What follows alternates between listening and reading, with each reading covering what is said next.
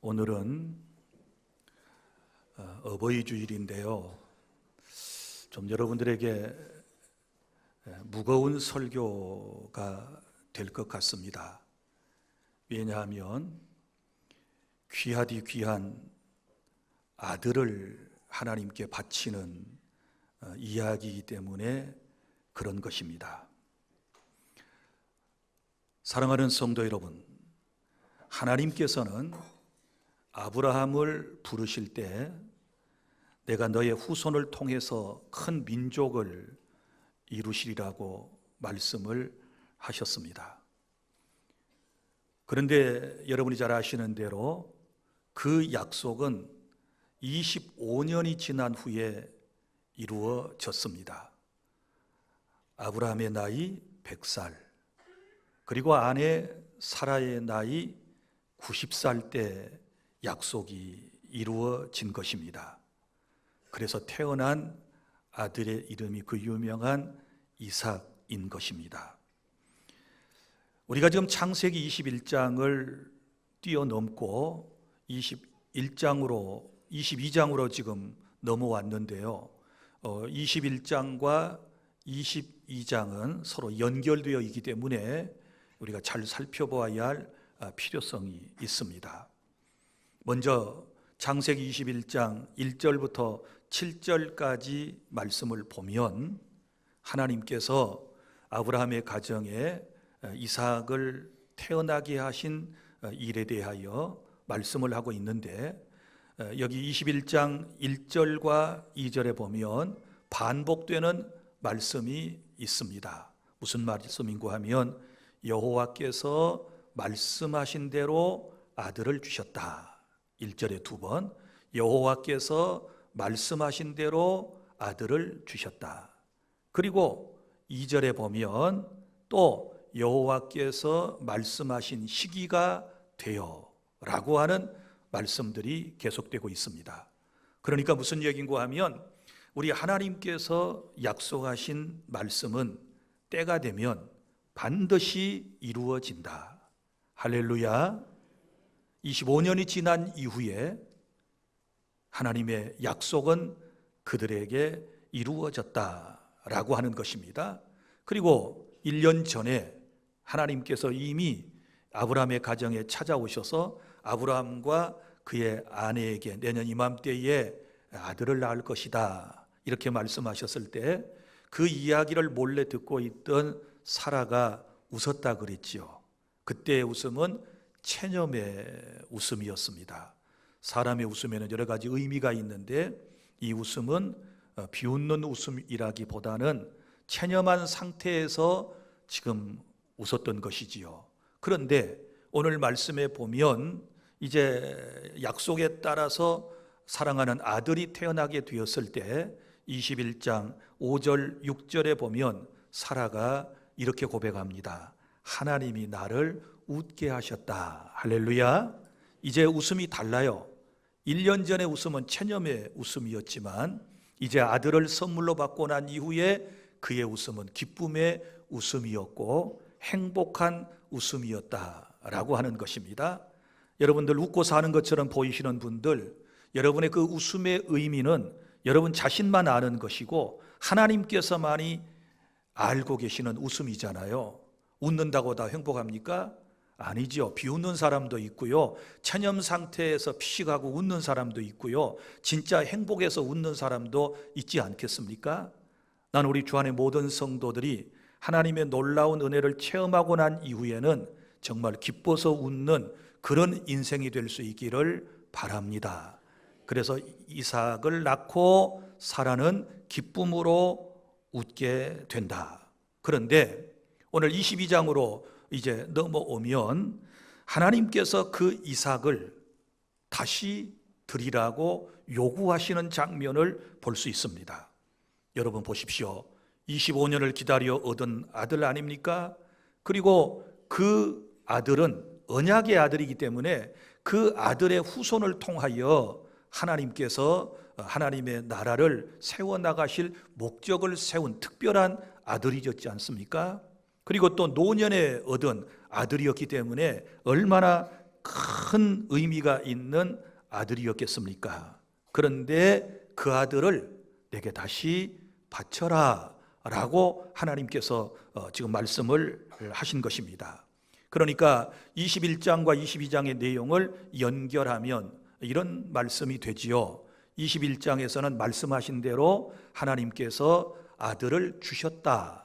그래서 주제가 주셨다라고 하는 것이고, 22장에서는 그 주신 아들을 내게 드리라. 드리라가 주제가 되는 거예요. 그래서 받은 아들을 다시 하나님께서 요구하셨다라고 하는 말씀이 되는 것입니다. 사랑하는 주 안의 성도 여러분, 믿음이라고 하는 것은 하나님께 받은 것으로 끝나는 것이 아니라 그 선물을 주신 하나님을 더욱 사랑하는 것이 참된 믿음인 줄 믿으시기를 바랍니다. 이제 본문의 말씀을 따라가 보도록 하겠습니다. 첫째, 본문의 1절부터 2절까지의 말씀은 하나님께서 아브라함의 믿음을 시험하셨다라고 하는 말씀입니다. 오늘 여기 하나님께서 시험하셨다, 시험하시려고 부르셨다라고 하는 말씀이 1절에 등장하고 있습니다. 여러분, 우리가 시험이라고 하는 얘기를 들으면 누구나 다 부담이 되지 않겠습니까? 신앙생활 하는 사람도 시험 그러면 좀 부담이 되고, 또 학교에서 공부를 하는 학생들 시험 그러면 엄청난 스트레스를 받게 되는 것입니다. 그러면 오늘 성경에서 말하는 시험은 어떤 것들이 있는지를 먼저 살펴보도록 하겠습니다. 여러분, 시험에는 크게 두 가지로 구분을 할 수가 있는데요. 먼저는 마귀가 주는 시험이 있어요. 마귀가 주는 시험, 예를 들어서 우리 주기도문 가운데 우리를 시험에 들지 말게 하시옵고 라는, 거기 나오는 시험이라고 하는 것은 우리가 정확하게 번역을 하면 유혹이라는 뜻입니다. 그래서 영어 성경에는 temptation, 유혹하다 이렇게 되어 있어요. 그러니까 거기 시험은 마귀의 유혹을 의미하는 거예요. 그러니까 마귀의 유혹을 받아서 그 시험에 빠지지 않게 해주십시오 라고 하는 마귀의 시험, 그 목적은 믿음에서 이탈하고 결국은 그 사람을 지옥으로 마귀가 이끌어가는데 목적이 있다라고 할 수 있어요. 그런데 오늘 이제 창세기 22장에서 나오는 이 시험이라고 하는 단어는 달라요. 이 시험은 영어로 그냥 테스트예요. 테스트. 자, 학생이 시험 치를 때 테스트하지 않습니까? 실력이 있는지 없는지 이걸 테스트하는 바로 그 단어를 사용하고 있다. 그래서 오늘 하나님께서 아브라함을 시험하시려고 부르셨다라고 할 때 이 시험은 이제 하나님께서 그의 믿음을 지금 보시기 위해서 테스트하신 것이다 라고 하는 것을 우리가 알 수 있지 않습니까? 그러면 우리가 여기서 이제 하나씩 정리를 좀 해봅시다. 그럼 시험은 도대체 언제 찾아올까? 먼저 시험이 오는 시기가 있습니다. 오늘 1절에 보면 그 일 후에 이렇게 되어 있죠. 그 일 후에 하나님이 아브라함을 시험하시려고 부르셨다. 이렇게 1절에 표현되어 있습니다. 그러면 그 일은 어떤 일일까요? 아브라함이 100살 때, 사라가 90살 때 이삭이라고 하는 아들을 낳고 난 후에 그 뜻이거든요. 그러니까 하나님의 약속이 이루어진 때, 또 우리말로 얘기하면 은혜를 받은 후에, 성공한 후에, 잘된 후에, 좋은 일이 있고 난 후에, 이제 내 소원을 어느 정도 이룬 그때에 우리에게 하나님의 시험이 임할 수 있다. 이걸 우리에게 지금 말씀을 하고 있거든요. 그러면 시험을 주신 목적은 뭘까? 하나님이 주는 시험은 마귀가 주는 시험하고 달라요. 마귀는 망하게 하려고 하는 시험이지만 하나님이 주신 시험은 단지 오늘 본문의 경우 아브라함의 믿음을 드러내시기 위한 시험이었다라고 하는 것을 알 수 있습니다. 그러므로 선줄로 생각하는 자 넘어질까 조심해야 돼요. 좋은 일 이후에 우리에게 시험이 찾아올 수 있는데요. 그러나 여러분 너무 두려워하지 마십시오. 왜냐하면 하나님께서는 감당할 시험밖에 너희에게 허락하신 적이 없다라고 말씀을 하셨지 않았습니까? 여러분 보십시오. 저 유치원에 다니는 어린아이가 치르는 시험하고 중고등학생, 대학생 다 달라요. 다 다릅니다. 자기의 배움에 따라서 시험을 치르게 되는 것입니다. 그 수준이 각각 달라요. 그러니까 우리의 시험도 마찬가지예요. 내 신앙에 걸맞는 시험이 내게 온다. 그래서 성경은 감당할 시험밖에는 너희에게 허락하신 적이 없다, 이렇게 말씀하셨기 때문에 우리가 어떤 시험을 치르더라도 여러분 다 하나님께서 감당할 시험을 주셨고요, 또 피할 길도 하나님께서 내주셔서 그 시험이 우리에게 은혜가 되게 해주실 줄로 믿으시기를 바랍니다. 자, 그리고 시험의 내용을 이제 한번 두 번째 살펴볼까요? 아브라함이 받았던 시험의 내용은요, 굉장히 좀 어려운 문제입니다. 제가 아까 유치원, 또 초등학교, 그리고 중고등학생, 대학생이 치르는 그 시험의 내용이 다른 것처럼 우리의 영적인 상태에 따라서 시험이 다를 수 있다고 그랬습니다.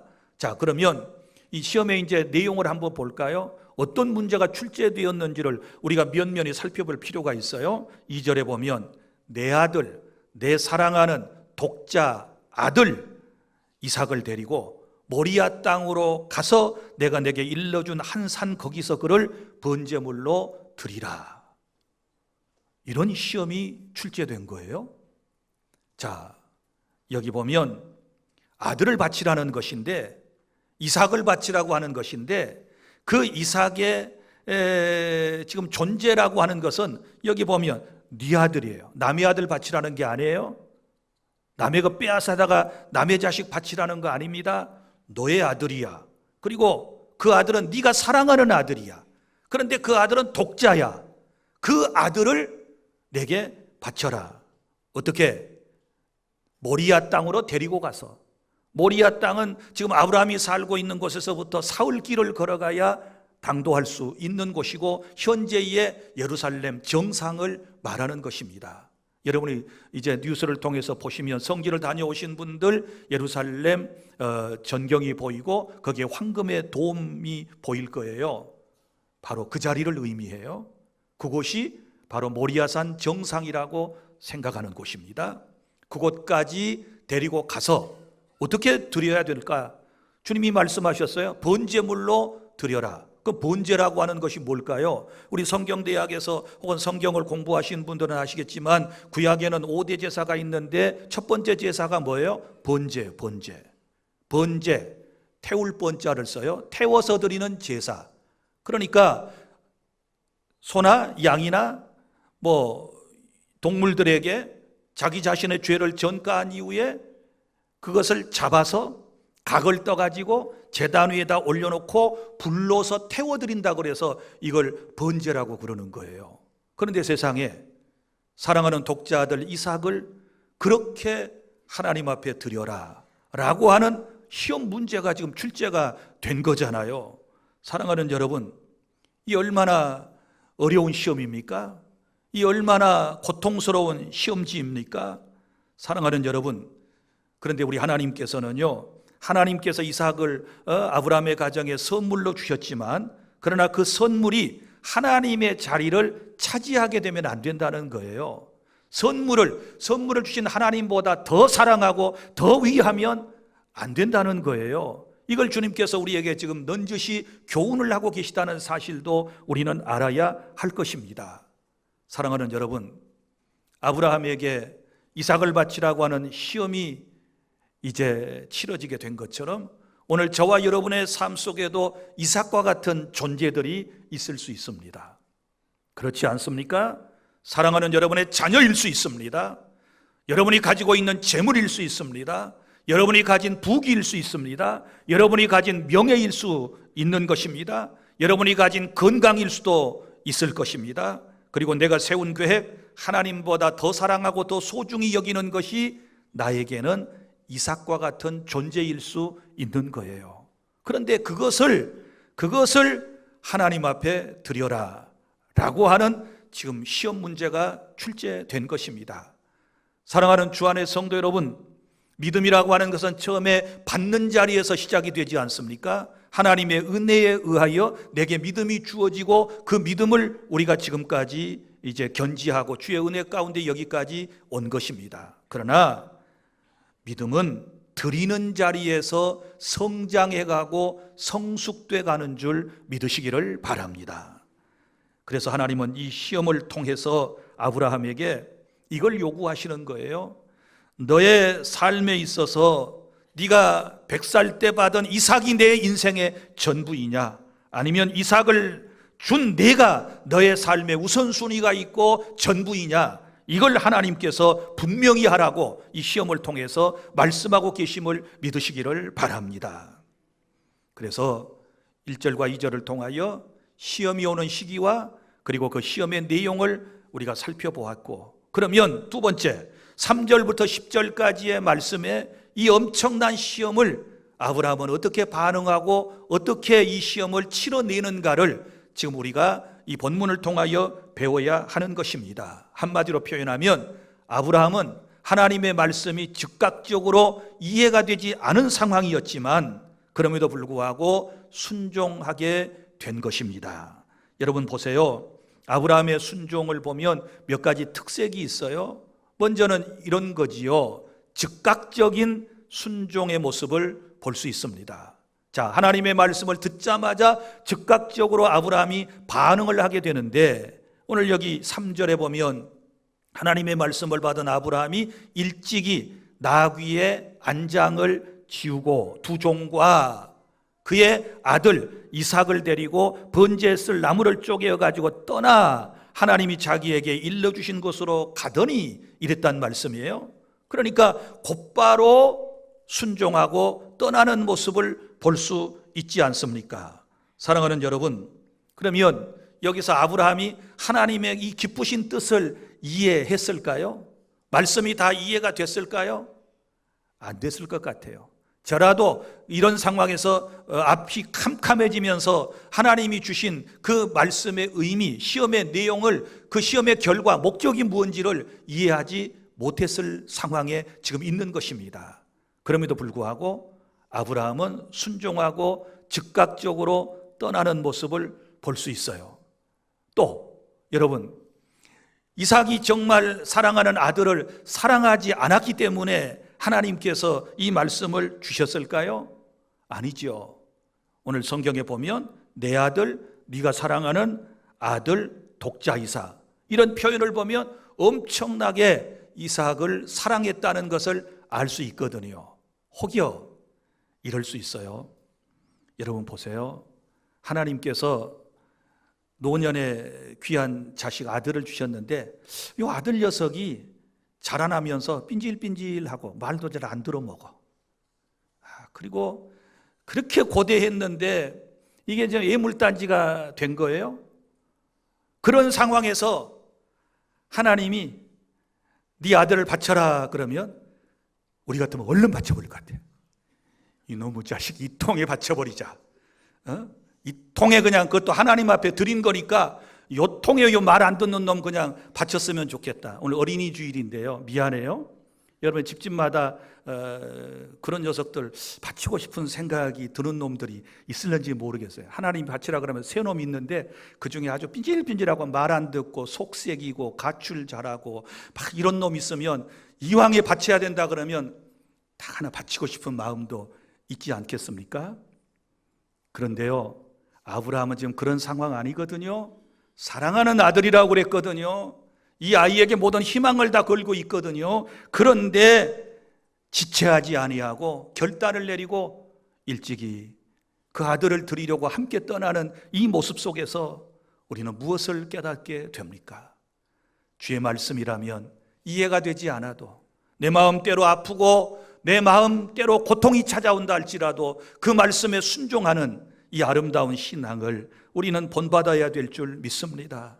혹여 우리가 하나님의 말씀을 제대로 깨닫지 못하고 아직 이해가 되지 않는 말씀을 들었다 할지라도 우리는 주의 말씀에 아브라함처럼 순종할 때 그 믿음이 빛나는 것이고 하나님께서 그 믿음을 통하여 하나님의 놀라운 역사를 이루어 가신다는 사실을 믿으시기를 바랍니다. 그리고 또 하나, 아브라함의 순종에는 특징이 있는데요, 이거 변함없는 순종이에요. 마음이 변하지 않았어요. 여러분 보십시오. 지금 예 하고 아침에 아들 데리고 이제 모리아산으로 가지 않습니까? 그런데 오늘 말씀해 보면 4절에 제3일에 그랬거든요.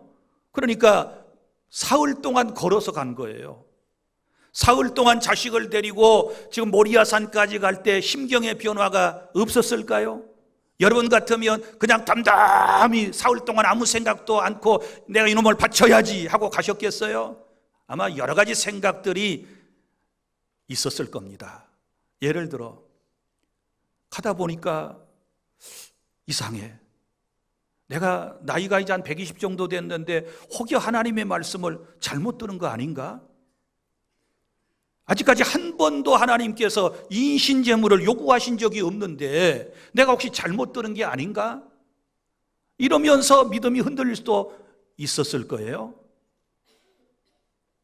그러다가 정신을 또 바짝 차리고 아니지, 하나님이 내게 나타나실 때 뚜렷하게 나타나셨고 내게 분명히 말씀하셨어. 그리고 또 마음을 다잡았지 않았겠습니까? 또 사흘길을 걸어가다가 이런 생각 안 들었을까요? 이상해. 아니, 하나님이 이 아들을 약속의 아들이라 그랬고 이 아들의 후손을 통하여 하나님의 나라가 왕성해져 가고 내 씨로 인하여 천하 만민이 복을 받으리라고 약속을 해 주셨는데 이 자식 죽여서 바쳐버리면 어디서 씨를 받아서 귀한 후손들이 나올 수 있단 말인가? 별별 생각이 다 교차했을 것입니다. 여러 가지 질문이 그에게 있었을 것입니다. 그런데 그럼에도 불구하고 여러분, 아브라함은 가던 길을 계속 갑니다. 돌이키지 않습니다. 집으로 다시 돌아가지 않습니다. 그는 계속하여 목적지를 향하여 지금 걸어가고 있었던 것입니다. 이게 아브라함의 믿음의 소중한 거예요. 보세요. 사람의 인심이 조석변이라고 그랬어요. 아침 저녁으로 바뀌어질 수 있어요. 하나님이 너 내 아들 바쳐 그러니까 아멘 하고 대답해 놓고 저녁 때 가서 바뀌어질 수 있어요? 아니, 그것도 사흘이 지나면 작심삼일이라고 그랬으니 여러분, 사흘을 넘기기가 쉽지 않아요. 그런데도 불구하고 계속해서 그 마음을 견지했다라고 하는 것은, 흔들림이 없었다라고 하는 것은 역시 우리가 본받아야 할 아브라함의 믿음인 줄로 믿으시기를 바랍니다. 사랑하는 여러분, 순종이라고 하는 것은 한순간의 결심으로만 끝나는 게 아닙니다. 내 마음, 내 믿음이 흔들려도 하나님이 말씀하신 길을 꿋꿋이 걸어가는 것이 순종의 길이고 이것이 성도의 삶인 줄 믿으시기를 바랍니다. 그러면 또 하나, 아브라함이 하나님의 말씀에 변함없이 즉각적으로 순종할 수 있었던 것은 도대체 무슨 이유였을까? 그것은요, 이런 거예요. 아브라함은 하나님의 인격 성품과 그리고 하나님의 언약의 말씀과 그리고 또한 하나님의 능력을 믿었기 때문에 그는 기꺼이 순종할 수 있었다라고 하는 것입니다. 여러분, 하나님은 사랑의 하나님이심을 믿으시기를 바랍니다.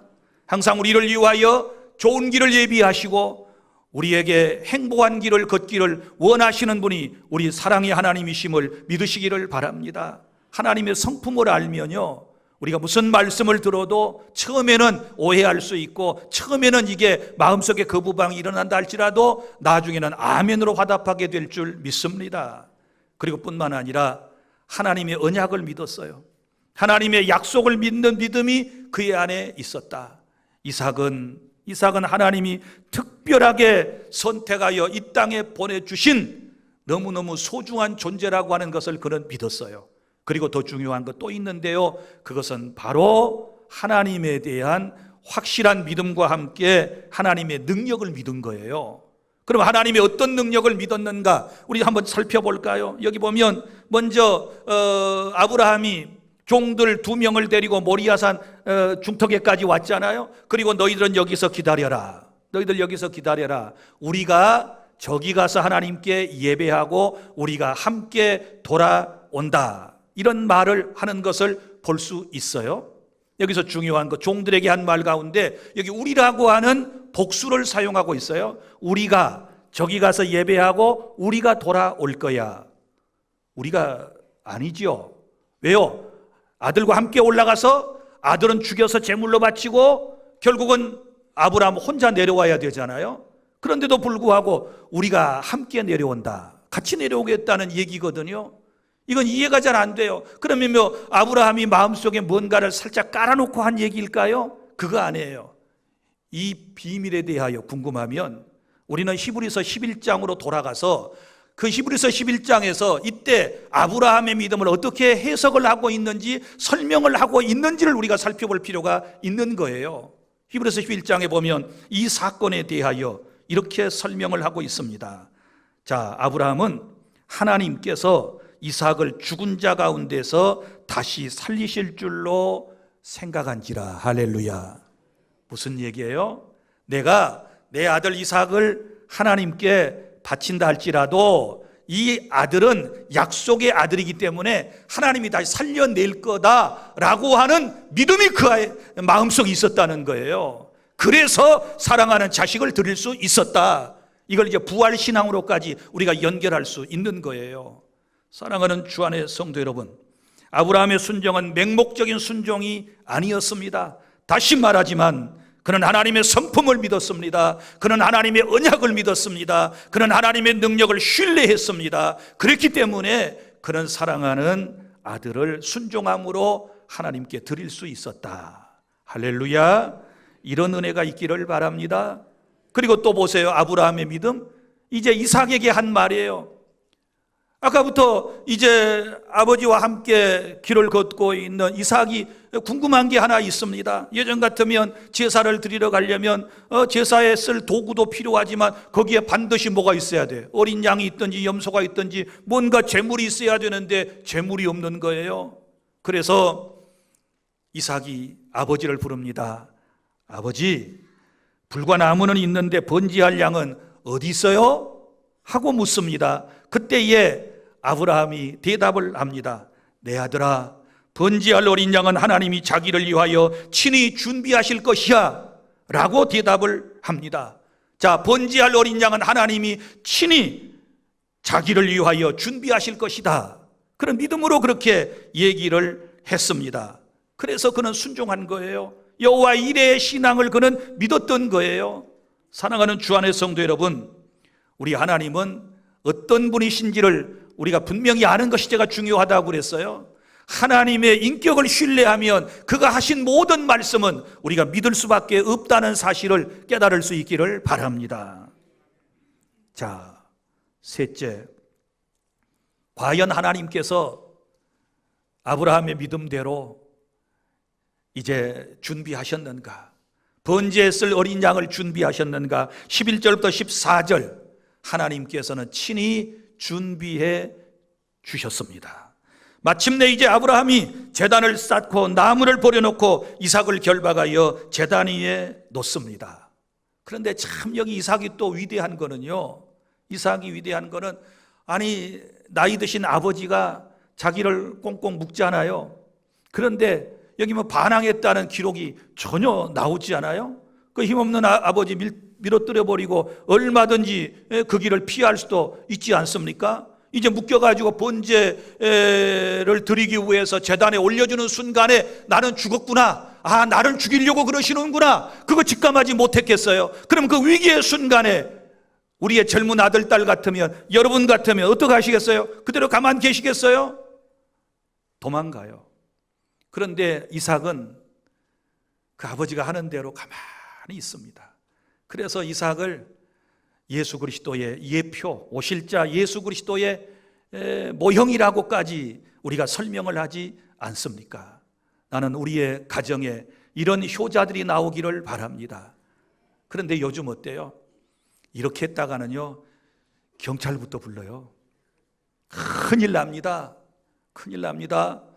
여러분, 이럴 때에 이런 환경에서 꽁꽁 묶여지는 자식이겠나, 여러분의 자식을 한번 생각해 보세요.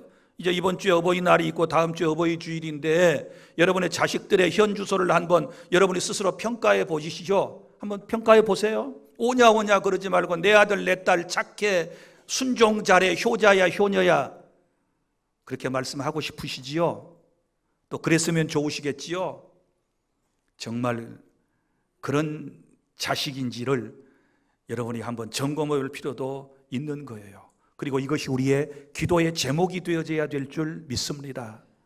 부모가 하는 말에 그게 틀림이 없으면, 혹여 부모가 하시는 말씀 이해가 안 돼도 그래도 부모를 통하여 세상에 태어났으니 한 번쯤은 긍정하고 부모를 설득하고 부모에게 자기의 사정을 얘기하고 할 수 있는 그런 자녀 정도는 돼야 되지 않겠습니까? 그런데 부모가 얘기하면 무조건 안 돼요, 틀렸어요, 이거 아닌데요, 이거 못마땅해요, 그건 못해요 하고 손사래를 친다면, 여러분 물론 현대 사회에서는 다 여러분이 그거 이해가 돼요, 다 다른 애들도 그렇게 해요 하고 넘어갈 수 있겠지만, 그러나 한 번쯤은 생각해 보시지요. 사랑하는 여러분, 이제 아들을 제단 위에 꽁꽁 묶어서 올린 다음에 드디어 칼을 잡습니다. 그의 믿음은 말이 아니라 행동으로 지금 보여지는 순간입니다.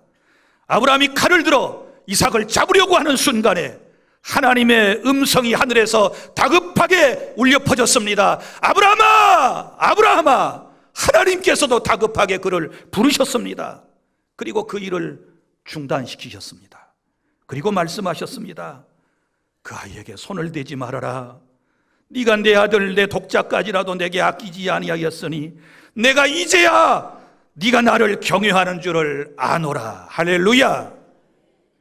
이제야 네가 나를 사랑하는 줄을 알겠구나. 물론 하나님은 다 하셨어요. 그런데 이 사건을 통하여 우리 하나님께서는 그의 행동하는 신앙을 보기를 원하셨음을 믿으시기를 바랍니다. 사랑하는 여러분, 이제 이 말씀의 의미를 이해하셨습니까? 하나님은 이삭의 죽음을 원하시는 게 아니셨습니다. 이삭의 피값을 하나님께서 보시기에 피를 보기를 원하는 게 아니셨습니다.